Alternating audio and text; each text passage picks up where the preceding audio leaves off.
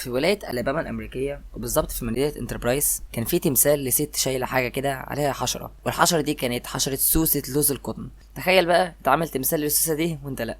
المهم قصة التمثال دوت إن في وقت من الأوقات سوسة القطن كانت منتشرة في كل ولايات أمريكا، بدأت تظهر في ولاية ألاباما في سنة 1915، وبعد 3 سنين كانت كل محاصيل القطن باظت واللي كان مصدر رزقهم بشكل أساسي.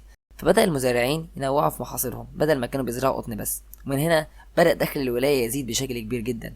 فاجا واحد من رجال الأعمال المحليين اسمه بون فليمنج وقرر يبني نصب تذكاري للموقف ده كتقدير والشكر للسوسة، وعشان برضه يوصل رسالة، وهي إن ممكن المواقف الكارثية ممكن تبقى السبب للتغيير. وفي 11 ديسمبر 1919 افتتحوا التمثال، بس للأسف التمثال اتعرض لتخريب كتير جدا على مر الزمن، والمدينة عمالة تصلح فيه لحد ما شالوا التمثال خالص في 2019 ونقلوه لمحل هدايا. وبصراحة دي نهاية حلوة جدا لتمثال اتعمل لحتة سوسة.